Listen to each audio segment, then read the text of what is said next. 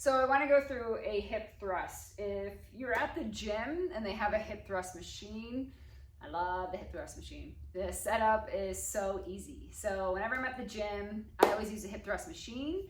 If I'm not at the gym, then I'm going to use this setup either with a box or a bench and then the barbell. Okay, if you're someone with a shorter torso, a shorter soft box would be more appropriate for you so that you're not having to like hike yourself up on the bench. Because what we want is for the bottom of our shoulder blades, right about here, the base of those shoulder blades to be supported on the bench. So if you find if you're sitting, down in front of the bench and the bench is super high up on you, maybe you're going to use like a 12-inch box or something, this soft box to perform it on. You could use a hard box, but you'd want to use maybe like a yoga mat folded over the corner because it's not going to be the most comfortable thing in the world. Okay. If you're at the gym too and they don't have a hip thrust machine, you can always use a Smith machine. That will work as well. If getting the barbell and everything is too cumbersome or the setup just won't work. Okay. If you're going to use a barbell, I highly recommend that you use the hip thrust pad. I don't have one here today, so I will not be going that heavy, of course, just to demo. But if I was going to be going heavier, I wouldn't do it without the hip thrust pad because it can be very uncomfortable on your hip bones, especially if you're, have a wider, bonier pelvis. Okay, you can use a yoga mat folded up, or you could use like one of those foam kind of pads right over your hips, perfectly fine, but I highly recommend you use that. If you don't have, or if you're not comfortable with the barbell, you can always place a dumbbell or a bumper plate or something on your hips, okay? When you go for your setup, right, you wanna think of base of shoulder blades or bottom of your shoulder blades are supported or lined up on that bench.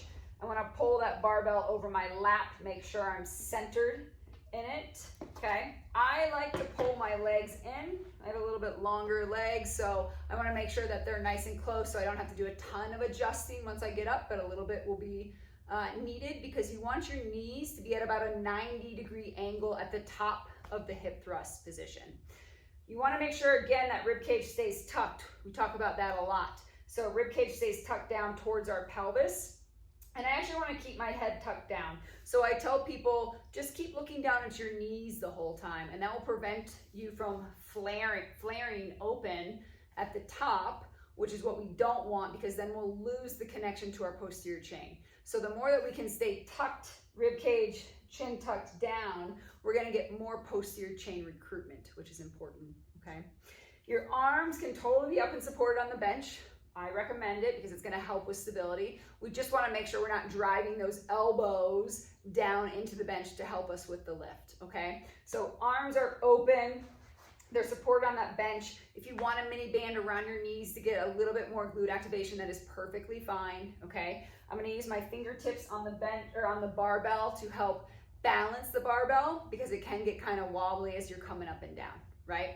So from here, I'm going to take a breath in. I'm going to bridge my hips up. Hands are on that barbell for a little bit of support. I'm going to try and get my knees as close to 90 as I can.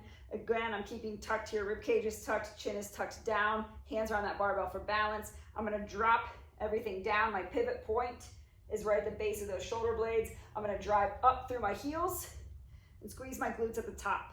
Okay? So again, I'm going to drop everything down. Chest comes down. Rib cage stays tucked down as far as comfortable. I'm going to drive through my heels. Come straight up to the top, okay? At the top here, again, we want to prevent flailing open.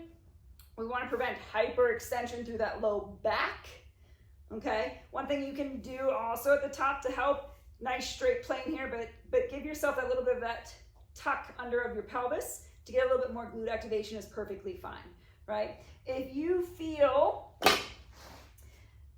a lot of your quads working and not your glutes, that most likely means that your feet are in too close, right? You're greater than that 90-degree angle at the knees, and you just need to walk your feet out a little bit. If you come up into the hip thrust and you're like, oh my gosh, it's all hamstrings, no glutes, that means that your legs are probably a little bit too far out, okay? And you just need to walk your heels in a little bit. So I hope that was helpful for the hip thrust.